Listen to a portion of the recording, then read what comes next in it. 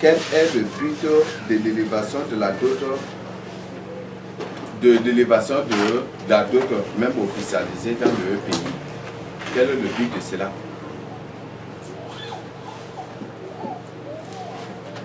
Quel est le but de l'élévation de la dot et même officialisée dans le pays? Ok. Donc, la dot que nous voyons, oui,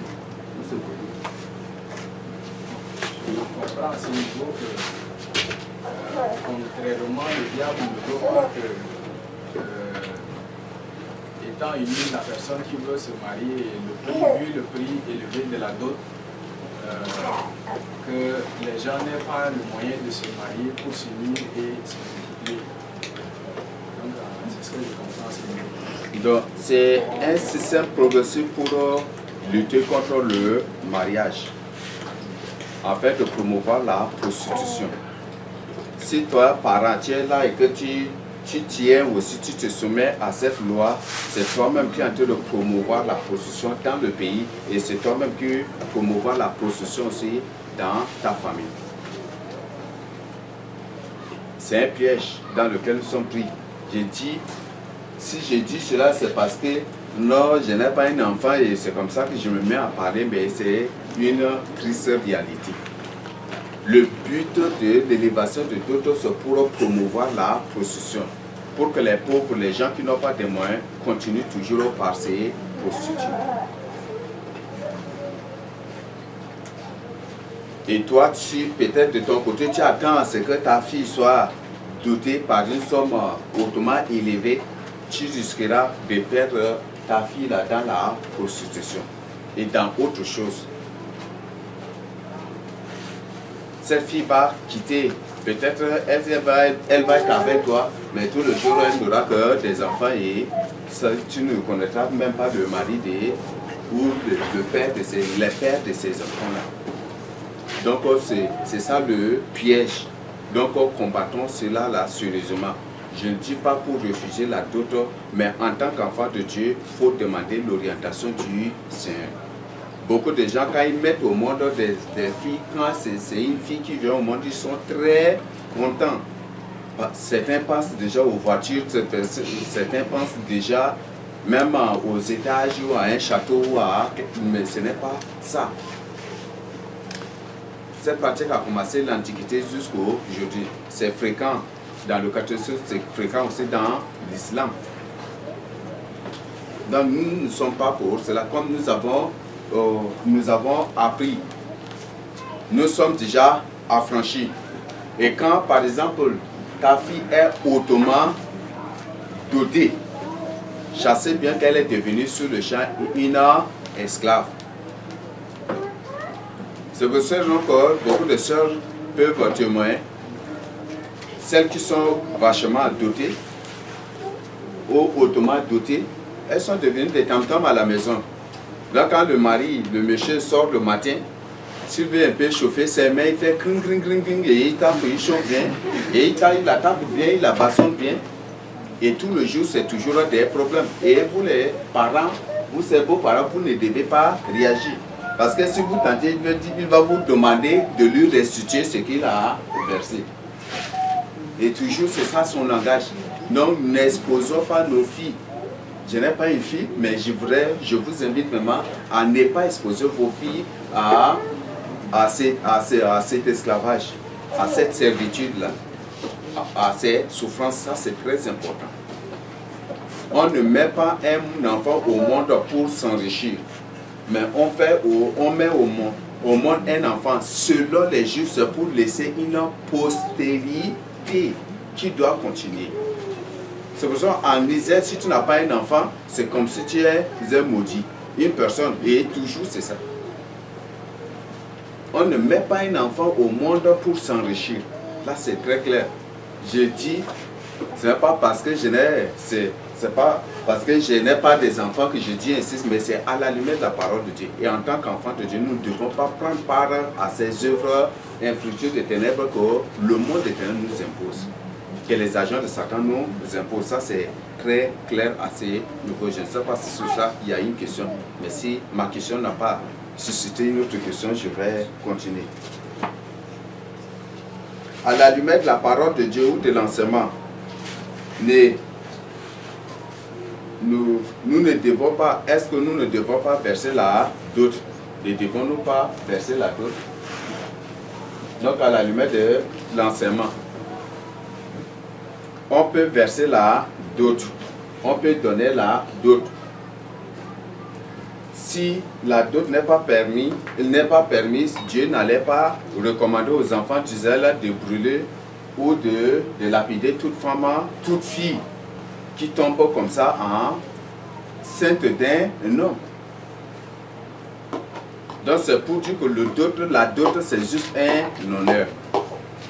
C'est juste un honneur. Vous venez, le peu, ce que tu viens juste pour honorer la famille et pour te présenter publiquement aussi en présence de tout le monde pour que tout le monde te reconnaisse comme le mari de la fille. C'est juste ça seulement.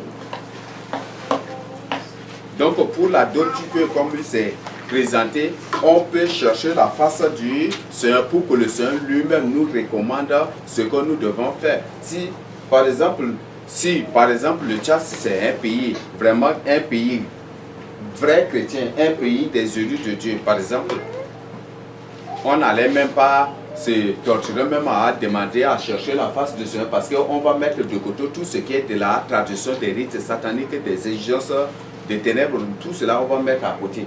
Mais comme c'est un pays qui est vraiment purement dans l'occultisme, un pays envahi par des sorciers, nous sommes obligés de chercher la face du Seigneur. Parce que peut-être ta faute est dans une autre famille et ses parents sont dans la tradition, dans l'occultisme. Ils peuvent te demander des choses piégées dans le but de maudire votre foyer. Et c'est ça le but des exigences de Kola, de certaines choses qu'ils font. Mais pour toi, il faut chercher la face du Seigneur pour que le Seigneur lui-même te révèle ce qu'il faut donner. Mais si c'est un élu de Dieu, lui il a la crainte de Dieu, il vit dans la sainteté, toi, au moins peut-être vous pouvez vous rencontrer aussi et voir ensemble. Donc pour ça, je crois qu'il n'y a pas de problème. Si je n'ai pas de quoi payer la dot, dois-je prendre la femme en bon, en dette, comme beaucoup le font?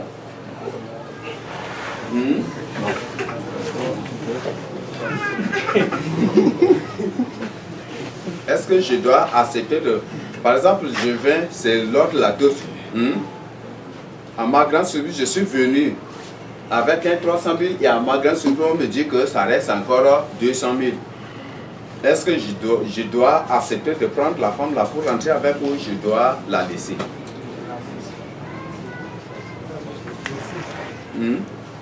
Oui.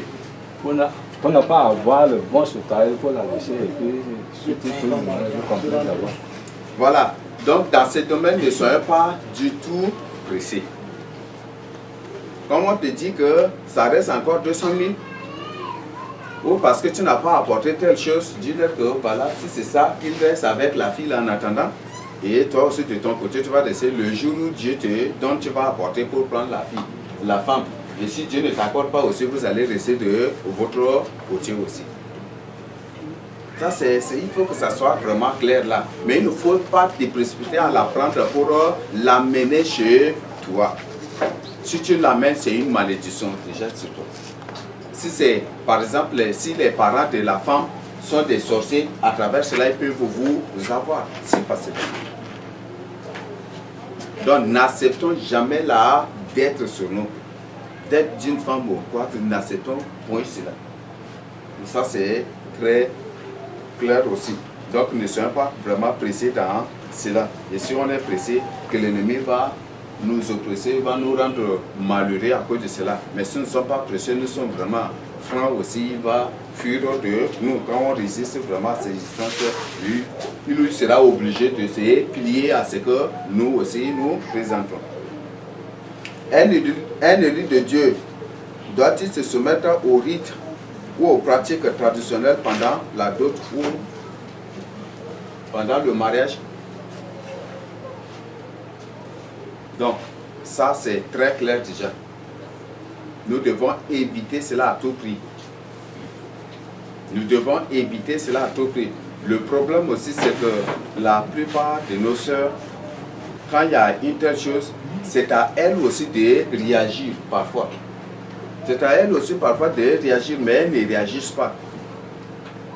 Donc c'est très très important. Nous ne devons pas nous soumettre au rite ou aux pratiques traditionnelles. Plutôt de venir avec peut-être avec les pilons, des trucs où on ne connaît pas quel est vraiment le rôle de cela pendant la dot, on ne connaît pas, mais ils amènent cela quand même. Parfois ils invitent les marabouts, oui les marabouts viennent aussi. On vous soumet à des rites que vous ne comprenez pas. Donc vous devez éviter cela. Vous devez éviter cela. Donc ça c'est très important et vous devez condamner ces pratiques-là. La tradition c'est la sorcellerie. Tout comme on a vu, tous ceux qui aiment la tradition, tous ceux qui promeuvent, tous ceux qui défendent la tradition sont des sorciers. Donc ça c'est ce que nous avons, je crois que nous avons déjà vu dans l'enseignement sur la sorcellerie. Est-ce que nous devons nous soumettre à toutes les exigences de la dot? Donc, il a déjà précisé ici. Les exigences de la dot. On dit que nous, dans notre tradition, il faut d'abord venir avec un beurre de qualité, c'est exigé. Ou la cola, ou ceci, ou cela. On exige les choses que la tradition promeut. Et ce sont des trucs rituels. Et le but, c'est introduire le rite, les pratiques occultes dans la dot, dans le but de consacrer ce foyer au monde des ténèbres. Donc nous ne devons pas accepter ces choses-là. Nous ne devons point du tout accepter ces choses. On dit que voilà, nous là, il faut d'abord porter des argues ou des degrés forts, là, il faut apporter au pili-pili, au cochat ou doma, ou peut-être Bodo, comme certains le connaissent, ils exigent cela parce que ça fait partie de la tradition et que voilà, nous ne vous pliez point à ces choses-là. Si tu ne pratiques pas quelque chose, il ne faut jamais du tout aussi le faire pour d'autres personnes. Là, c'est très clair. À la lumière de la parole de Dieu et de la déclaration du Seigneur Jésus-Christ dans Marc 10, du verset 6 à 8, l'Église de Christ peut-elle prier pour bénir ou pour consacrer un foyer polygame? Oui, il y a certains polygames qui ne célèbrent pas leur mariage ici, dans le temple, mais en catimini, en secret, en coulisses, ils appellent le pasteur pour aller prier avec eux à la maison pour consacrer le foyer. Ça se pratique et ça se fait. Des femmes qui ne sont même pas dotées, mais qui demandent au pasteur d'aller les bénir à la maison. Parce qu'ils n'ont pas de moyens, parce que son mari n'a pas de moyens pour la doter, ou le monsieur dit qu'il n'a pas de moyens, mais bon, comme ils aspirent à vivre ensemble, il faut que le pasteur les bénisse ou le consacre le feu. Ça, c'est une abomination devant le Seigneur. Donc, l'Église de Christ ne doit point faire ces choses. Tous les polygames qui sont morts dans cette pratique sont tous en enfer. Ils se sont tous retrouvés en enfer à cause de ces pratiques-là. À cause de ces pratiques, ils se sont retrouvés en enfer. Selon Marc 10, 6 à 8, ce sera bien précisé. Il n'en est pas ainsi au commencement. Au commencement, Dieu a créé l'homme et la femme. Dieu n'a pas créé l'homme et les femmes. Dieu n'a pas créé les femmes et la femme et les hommes. Aujourd'hui, il y a un mariage qui a été célébré officiellement où une femme s'est mariée à 2 messieurs, à 3 messieurs comme ça. Et ils disent qu'ils vont vivre dans la même maison.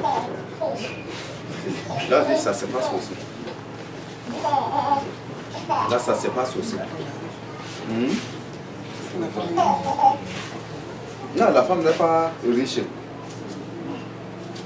C'est ce que la Bible a déjà prédit. Et ce sont ces choses-là qui commencent déjà. Donc, nous ne devons point du tout faire ces choses-là. Nous ne devons point du tout faire ces choses. Donc, Dieu nous, le Seigneur Jésus dit, au commencement, Dieu a fait créer l'homme et la femme. Donc pour dire que dès ce jour, en disant Marc et en faisant une étude minutieuse, on découvre qu'à travers cette déclaration de Seigneur condamne ce qu'on appelle la polygamie. Lisez minutieusement Marc 10 et vous allez découvrir cela. Lisez minutieusement, ne faites pas une lecture. Lisez minutieusement, lire minutieusement, c'est méditer. Donc méditer ça là, vous allez découvrir. Non, ne faites pas une lecture, mais que vous entrez en profondeur. Et vous allez découvrir qu'à travers la déclaration, à travers la position du Seigneur, le Seigneur ramène déjà à ramener ce qui avait existé au début. L'union de l'homme avec la femme, du premier homme avec la femme, Ève. Donc, je crois que c'est très clair déjà à ce niveau. Et à cause de cela, le Seigneur condamne la polygamie. Donc, c'est très important. Malheureusement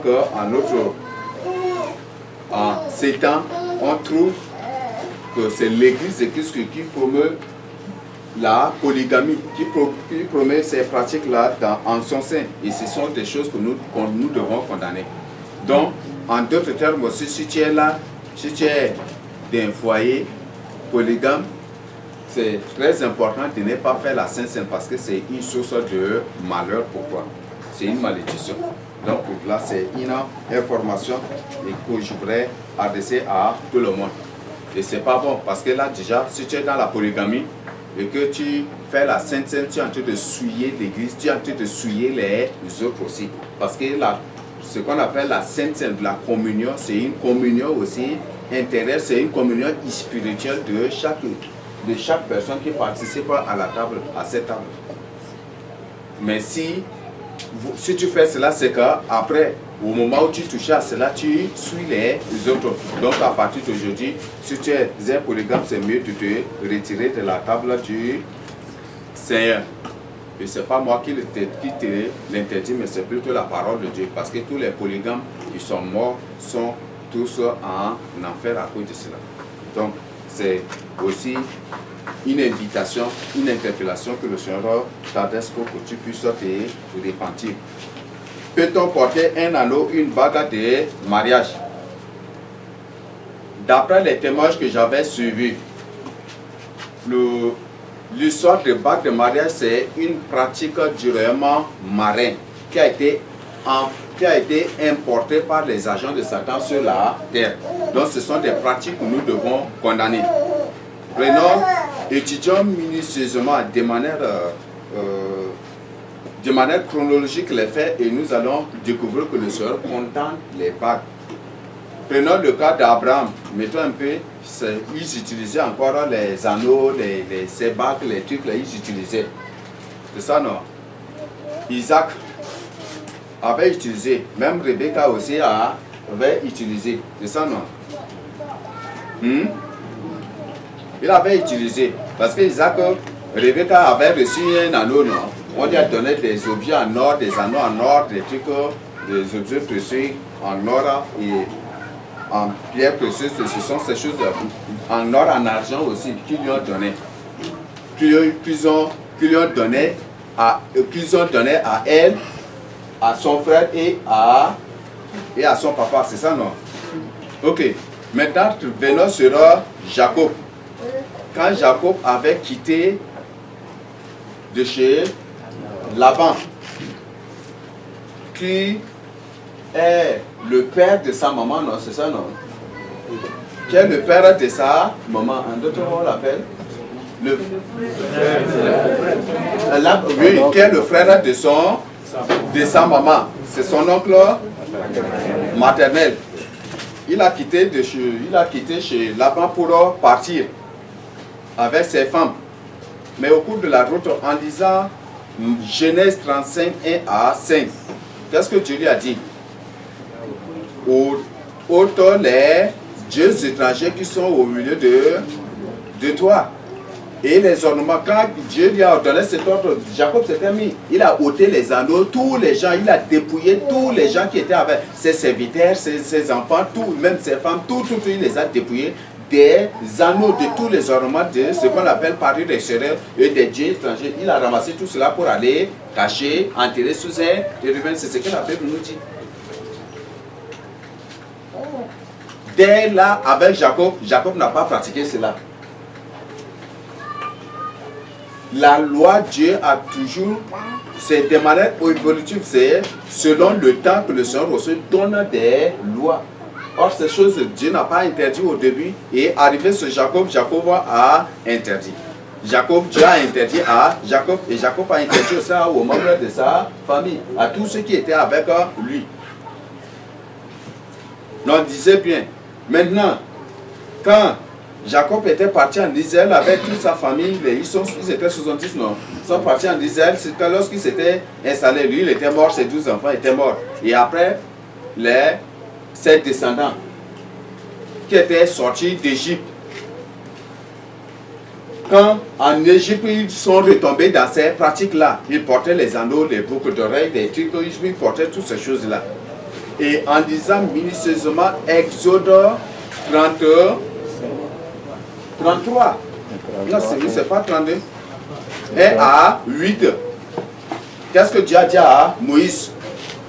Je suis un feu, voilà, si je descends au milieu de vous, je vais vous consumer. Donc, ôtez d'abord les anneaux, les boucles d'or, tout ce que vous possédez, dépouillez-vous de toutes ces choses avant que je ne descende. Sinon, si je descends, je vais vous consumer. Parce que le Seigneur a interdit déjà cela, ces choses-là à leur père Israël.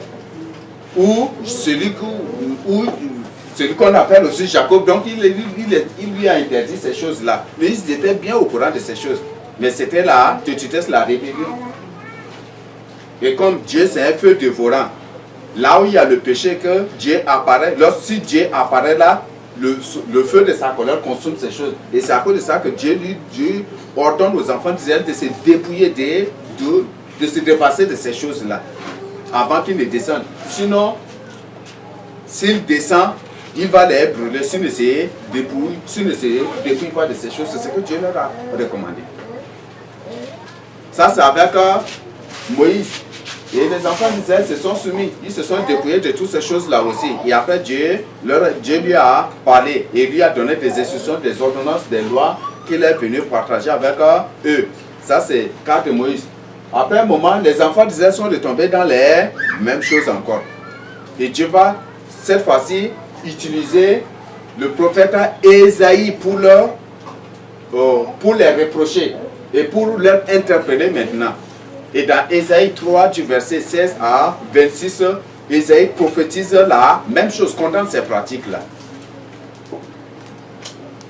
Et à la Nouvelle Alliance, nous avons Paul, nous avons Pierre qui ont parlé contre ces choses-là aussi. Donc Dieu condamne ces pratiques-là. Si Dieu condamne les anneaux, les bagues, les parures extérieures tels que nous le trouvons, c'est résumé, parure extérieure, c'est le résumé de tout cela qui se trouve dans 1 Timothée 2, verset 9 et 1 Pierre 3, 3. Si Dieu condamne ces choses, est-ce que les bagues de mariage Dieu permet? Jamais du tout. Donc c'est une aberration, c'est un système anti-Christ et anti-Dieu. Il y a ce qu'on appelle le royaume anti-Dieu, il y a ce qu'on appelle le royaume anti-Christ. Donc c'est des informations que je voudrais vraiment partager avec nous pour que nous puissions comprendre et ne pas tomber dans ces pièges-là. Si ce même Dieu dit que lui, il condamne les anneaux, les bagues, les ornements, etc., comment il va permettre les bagues de mariage?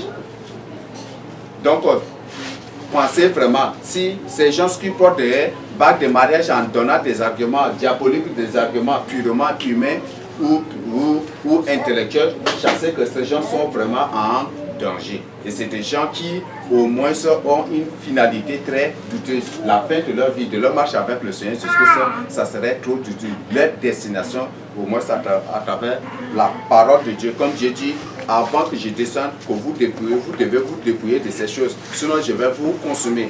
Donc, ces gens ne peuvent pas parler devant le Seigneur. Parce que le Seigneur, c'est un feu dévorant. S'ils viennent là, spirituellement, avec la bague, ils vont être consumés à la présence de Dieu. Et comme ils seront brûlés, ils seront jetés dans le lac de feu, en enfer aussi. En enfer et puis dans le lac de feu. Donc, c'est ce que je voudrais nous présenter. Je ne sais pas si sur cette partie il y a des questions à poser. S'il n'y a pas de questions, je finis. Je pose mes deux questions pour conclure. Je voudrais revenir un peu sur la polygamie. Dans le cas où l'homme se marie et la femme est sa côte, et après l'homme se marie encore avec une autre femme, quelle est la condition de la côte de la première femme qui est côte là? Elle doit divorcer ou elle doit accepter de rester dans la famille polygame, puisqu'elle est la première, elle est la côte. Ok, quand tu t'engages pour chercher la face du Seigneur, le Seigneur lui-même donne des orientations. Lui-même il donne des instructions. Je crois que ces questions, d'une manière, les différentes questions, beaucoup plus, ça rôde autour de cela. Il y a beaucoup de questions que j'ai entendues qui ne rôdent qu'autour de cela. Quand Dieu lui-même donne des instructions, il te donne des instructions qui vont te conduire à atteindre le but. Donc c'est ce que le Seigneur fait. Donc si peut-être tu te retrouves dans un foyer polygame, cherche la face du Seigneur, et quand le Seigneur lui-même décidera maintenant de te réveiller ta côte, avant de te réveiller ta côte, il va te donner des instructions, des choses que tu dois faire. Comme nous avons entendu, c'est un témoin de qui avait pris son temps, il s'était abstenu carrément. Le Seigneur l'a interdit de s'abstenir. Il s'était abstenu de contact physique avec la femme. Et à un moment, la femme ne pouvait pas supporter. Le Seigneur lui dit que c'est par ces moyens-là qu'il va aboutir à se séparer d'elle. Et la femme dit que c'est une femme qui s'est dit aussi, femme passée, et après, elle est obligée de se séparer. Donc il y a ces choses-là. Donc le Seigneur, quand il donne une instruction, une orientation, c'est pour quelque chose dont il faut demander au Seigneur, c'est qu'il dois-je faire. Et comment faire pour faire ta volonté, pour accomplir ta volonté dans ma vie. Donc il faut présenter ça au Seigneur, lui-même il va te donner des orientations. Oui. Encore. Il y a Sarah qui veut poser une question. J'ai vu pour moi le Benjamin. Il a fait comment faire. Ah. C'est par rapport aux anneaux et aux câbles. J'avais discuté de cela avec un soi-disant serviteur et je lui ai parlé des tests en pierre et puis tout ça. Et puis après il est revenu sur l'histoire de l'enfant prodigue pour dire que le Seigneur lui-même a donné une parabole dans laquelle l'utilisation des anneaux est permise. Donc, dans la nouvelle alliance aussi, l'utilisation des anneaux comme des bagues est permise. Je ne sais pas, là, je n'ai pas pu répondre. Donc, je crois que nous venons de partager déjà avec vous. Vous pouvez, là, sur ça, vous pouvez maintenant répartir vers lui pour les mais il y a des gens, quand une personne prend une telle position avec des arguments purement intellectuels, parce que là, déjà, il dit que dans... C'est un passé.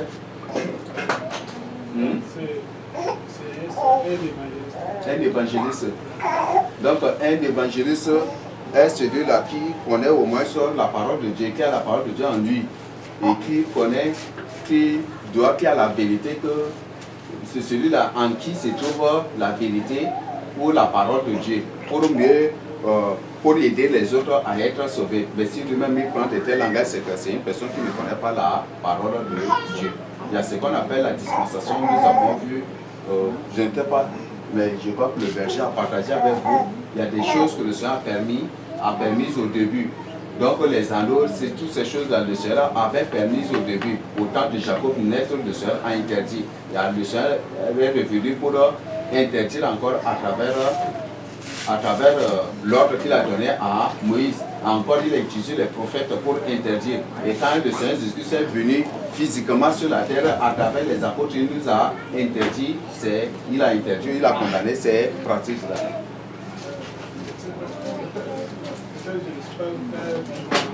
Il a pris le test de l'enfant produit dans Luc 15, où l'enfant était revenu, son père a accueilli, et puis il a dit, enlevez du ça, et puis mettez de l'anneau au pied, tout ça, c'est ça qu'il a pris, il m'a dit que l'utilisation, ce n'est pas permis, le Seigneur ne devait pas employer cette parabole. Et je n'avais pas d'argument pour continuer avec lui, je me suis seulement arrêté. Bon, la question. Ah, ok. Je voudrais simplement dire ici, ça c'est une vision apocalyptique. Quand on devait assister à ce que nous appelons le repas de la messe, nous serons revêtus d'un argument nouveau. Pour nous qui acceptons de nous dépouiller, nous reconnaissons, nous devons être dépouillés de tout ce que nous avons et avoir un habit neuf. Et dans Apocalypse, en fonction de ce que nous avons accompli sur la terre, on devait avoir un certain nombre de couronnes, un certain nombre des anneaux, un certain nombre d'ornements que le Seigneur lui-même mettrait pour que nous puissions nous permettre à ce que nous puissions assister à ce que nous appelons ce repas d'amour, ce repas de noces.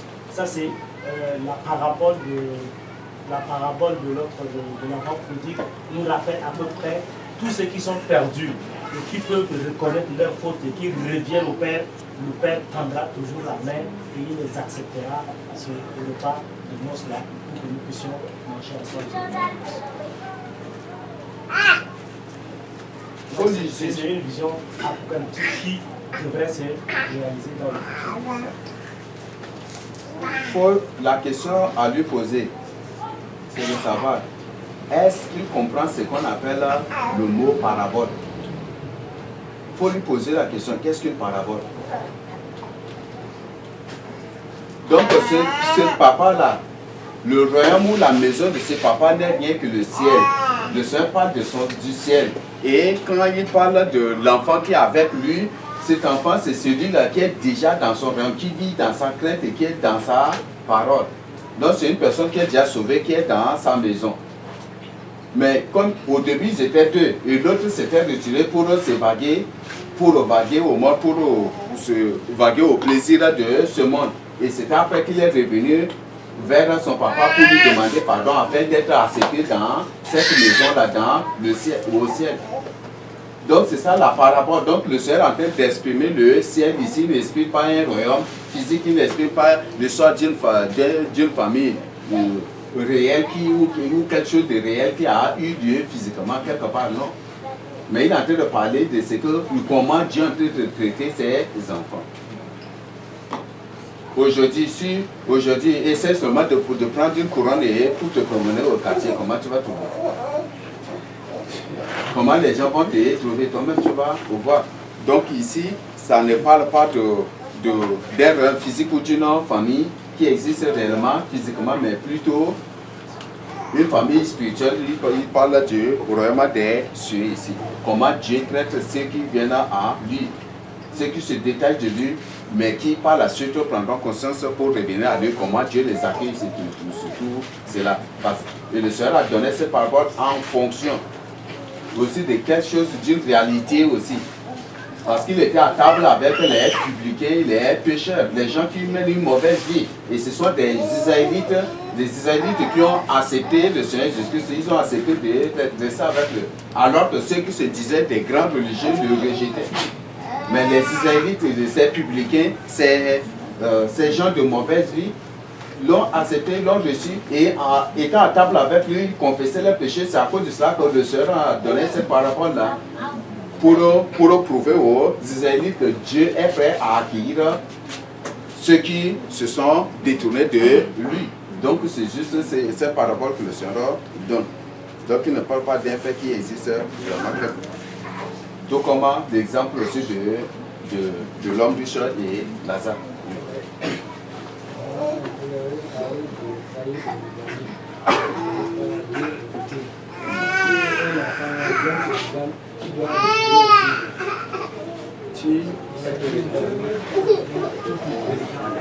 Si tu es un enfant issu d'un couple polygame, tu dois te retirer.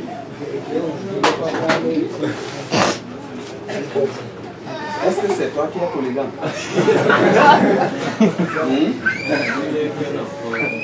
Non, est-ce que c'est toi?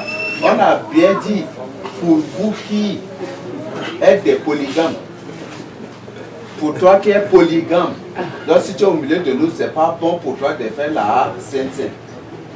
Je n'ai pas dit pour vous qu'il y a des enfants derrière polygames. Ah, ici c'est ça là. Oui.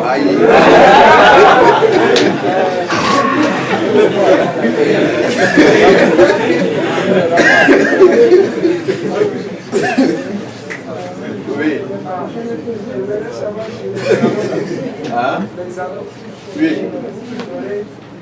Moïse a bien dit que Exode chapitre 30, verset 4.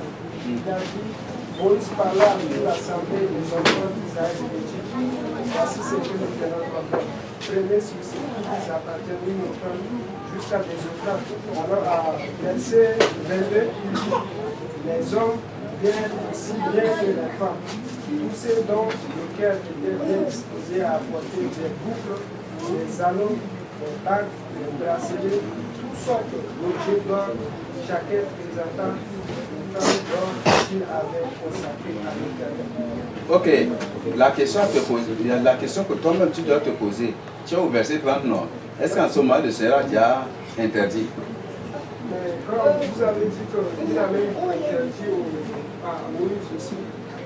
C'était au chapitre 33, c'est là où le Seigneur était bien décidé maintenant. Le Seigneur avait résolu, le Seigneur leur a strictement, ça c'était ouvertement que le Seigneur leur a dit, leur a recommandé cela. C'est bon? Et ces choses-là, au début, dans l'Antiquité, c'était ça la monnaie utilisée. C'était beaucoup plus la monnaie utilisée. Dans l'Antiquité, les gens s'échangeaient par l'or, par les objets en or. Ce sont ces choses-là qui étaient leur monnaie d'échange de l'époque. Quand on parle de l'argent, vous croyez que c'est aux pièces de l'argent que nous utilisons là.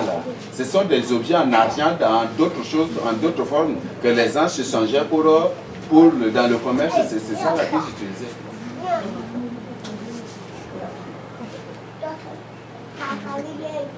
Ok.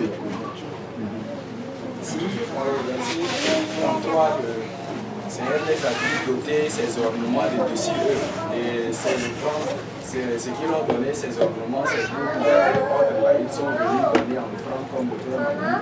C'est comme ils ont utilisé cela comme de monnaie donnée pour l'œuvre de Dieu. Et Dieu les demande de donner cela comme peut-être qu'ils l'ont mis à leur oreille, soit à leur main. Ok. Peut-on porter la robe de mariage? Hein? Non, c'est une question posée. Charité, tu as une réponse? Est-ce qu'on peut porter la robe de mariage? Non.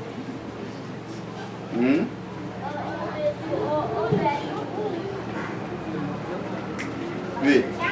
Je crois que dans les révélations, ce n'est pas permis, puisque le fait déjà qu'on porte des robes, c'est accompagné aussi d'autres choses, des bracelets et autres. Et là, on doit également inclure l'autre la barre. C'est déjà qu'on se présente avec ces choses-là, il faut que ça soit complet. Bon, là je vais beaucoup plus poser la question aux mariés. Oui, bon, est-ce qu'on peut porter la robe de mariage? La parole de Dieu, ce n'est pas permis parce que Dieu n'a pas fait une robe spéciale pour la dame. Oui, merci. Tu as un complément? Oui, Elie. Tu as un complément? C'est ce que je peux voir ici parler de... Ok. La robe de mariage, on ne peut pas porter. La robe de mariage, c'est une culture qui est importée du roman marin. Et ça a beaucoup plus la forme sirénique. Ça a beaucoup plus la forme sirénique. Et c'est un moyen d'envoûtement. Donc quand une femme porte cela, la sirène s'incarne. Si vous étudiez bien la forme de robe de mariage, vous allez découvrir. Il y a certains modèles là, vous-même, vous pouvez étudier et découvrir. Bon, il y a une sœur qui a exposé les secrets derrière les modèles. Je ne sais pas, j'avais trouvé cela, si le Seigneur permet, le jour où nous aurons le temps, on va vous exposer ça, vous allez vous-même découvrir. Donc c'est pas bon de porter ces choses-là. C'est pas bon, il n'y a pas robe de mariage dans la Bible. Lors du mariage de David, on n'a pas parlé de robe de mariage. Lors du mariage d'Isaac avec Rebecca, c'est ça non? On n'a pas, il n'y avait pas la robe de mariage. Donc c'est très important, même avec Dieu. Quand Dieu a conduit Ève vers Adam, c'est pour répondre à la question de l'autre, c'est Dieu qui a conduit Ève vers Adam. Il ne l'a pas conduite par une robe de mariage. Donc là c'est, mais plutôt par robe de gloire qui est le signe de la sainteté. Quand par exemple, oui. Pour nous qui avons déjà célébré notre mariage de cette façon, la question là. Ce sont des informations. Non, on n'a pas dit. Le Seigneur dit les péchés commis au temps d'urgence, lui, il pardonne cela. Il ne tient pas compte de cela.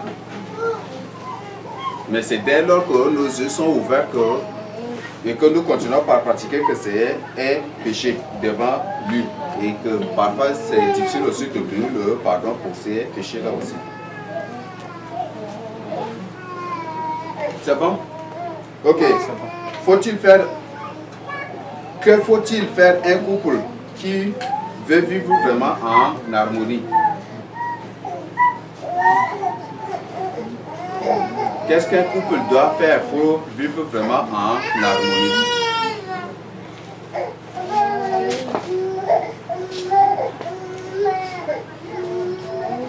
Le dialogue. Si un couple, comme il venait d'expliquer, si un couple n'arrive pas à résoudre à leur niveau leur problème ou un problème ou peut-être quelque chose une situation qui leur traverse, c'est que c'est un couple qui sera incapable de supporter jusqu'à la victoire, jusqu'à la fin. Donc ça c'est très très très important ici. Le dialogue. Ça, c'est ce qui est très capital dans le foyer. Si par exemple le monsieur a un problème avec madame, et c'est systématiquement toute communication avec madame, vous voyez que ça, c'est une solution. C'est plutôt un problème ajouté au problème. Ça, c'est très très très compliqué. Donc là, c'est très important. Il faut qu'on connaisse ce qu'on appelle le dialogue. Quand il y a quelque chose à poser, rassurez-vous et vraiment restez pour poser et pour discuter, pour négocier, pour que vous-même vous puissiez étudier ensemble et vous demander pardon. Ce qui est très important aussi, c'est le pardon. Quand dans le foyer il n'y a pas de pardon, il n'y aura même pas du tout l'épanouissement, il n'y aura pas du tout aussi de bonheur. Tous les jours, il n'y aura que de problèmes. Donc il faut qu'il y ait le pardon. Il y a aussi, pour mieux éviter beaucoup de choses aussi, il faut instituer ou mettre sur pied ce qu'on appelle le culte familial. N'attendez pas à avoir 10 enfants avant de commencer avec le culte familial. Le culte familial, c'est très important. Ça vous permet de combattre à tout moment tous les démons qui sont affectés dans le foyer, dans la famille, pour vous combattre, ça va beaucoup vous aider. Mais aujourd'hui, le culte familial de beaucoup de familles d'aujourd'hui, c'est la télé. Le culte familial de beaucoup de familles, c'est la télé aujourd'hui. Le matin, ils se réunissent pour voir le programme, ils sont là, c'est la télé qui les éduque. La nuit, ils sont tous là, en train de voir la télé, c'est ça seulement. Donc, ayons ce qu'on appelle le culte familial. Ça va nous aider vraiment à combattre contre les esprits, contre les incantations, les envoûtements, contre le combat des sorciers contre vous et contre aussi les démons qui sont envoyés spécialement contre vous. Donc, il y a beaucoup de choses à dire là. Mais je me limite juste à ce niveau. Ok, si l'enseignement est donné, c'est pour aussi nous présenter deux frères que le Seigneur a confirmé leur relation. Donc, comme ils ont célébré déjà leur mariage officiellement, c'est ça, non? Donc, comme ça a été célébré officiellement, on ne peut pas ajouter quoi qu'autre que ce soit à ce qui a été fait, mais juste pour les consacrer. Et comme j'avais dit, si peut-être dans les mariages célébrés précédemment, si peut-être il y a des rites, des choses sataniques, des choses traditionnelles qui ont été introduites, vous pouvez à votre niveau briser cela et de la vie aussi de vos enfants. Ça va beaucoup vous aider. Donc le but c'est pour nous informer, pour nous avertir de ces choses, pour que nous puissions vraiment nous préparer à affronter aussi ce qui arrivera. Donc après cela, je crois que si possible, nous allons appeler les deux frères. Nous allons les appeler pour les consacrer, pour les présenter, pour vous les présenter. Et nous allons les présenter, nous allons les consacrer aussi au Seigneur Jésus-Christ.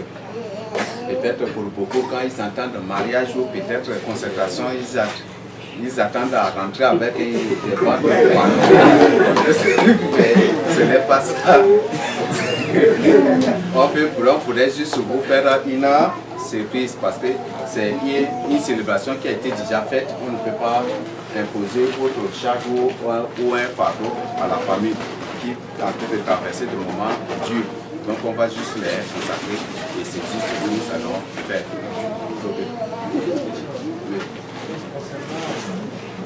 Quand il est dit et que l'enfant était révélé, et l'ennemi était au courant, et il s'est précipité pour prendre la côte. Mais maintenant, qu'est-ce que maintenant, toi maintenant pour récupérer cette ta côte, c'est un élu de Dieu. Donc c'est le Saint a récupéré ta côte. Et l'ennemi était au courant. Il s'est précipité pour prendre le jeu. C'est pour ça qu'on a dit qu'il faut être d'abord prêt avant de demander ta côte. Mais si tu n'es pas prêt, il ne faut pas du tout oser demander ta côte au Seigneur. Je crois que c'est dans la 4e série de révélations, le Seigneur même a recommandé cela de nous avertir. Si on n'est pas prêt, on ne lui demande pas nos côtes. C'est ce qu'il nous a recommandé. Si tu n'es pas prêt, il ne faut pas demander. Mais si tu n'es pas prêt et que tu demandes si le Seigneur te révèle et que Satan est au courant, oui, peut-être qu'il va envoyer peut-être un russe qui va venir la prendre et disparaître en Russie avec. Si tu es plus fort, il faut prendre l'avion et aller derrière lui aussi. Oui. Donc ne t'expose pas vraiment à cela. Ça c'est très important. Si tu n'es pas prêt, il ne faut pas du tout oser demander. Et donc, quand je parle de prêt ici dans tous les sens, il faut te rassurer vraiment de ton affaiblissement dans la crainte de Dieu, de tes moyens, de ce que tu possèdes, de ce que tu peux faire aussi. On ne se marie pas pour le plaisir de se marier, on ne se marie pas pour le sexe, mais on se marie aussi pour assumer sa responsabilité. Tout comme du côté de la femme, tout comme du côté du monsieur. Les deux sont des aides semblables. C'est ce que la Bible nous a dit. Oui, je ne sais pas, il y a une personne qui voulait poser une question. C'est Sarah? Oui. Je voulais poser une question concernant un frère élu qui veut verser la dot.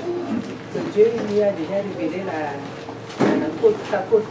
Est-ce qu'il peut aussi accompagner les parents qui apportent la dot? Parce que ici, à la question numéro 2, à la lumière de l'enseignement, est-ce que nous devons verser la dot? C'est la dot versée, c'est honorer aussi la famille et se présenter à la belle famille. Donc c'est sur cette base de la personne que j'aimerais savoir si la personne aussi en question pourra aussi aller se présenter le jour de la personne. Oui, qui s'est mariée. Ah, la personne qui verse la dot. Mais il peut aller là, est-ce que ça là, il y a problème? Ça c'est la tradition qui interdit ces choses, mais il peut aller là.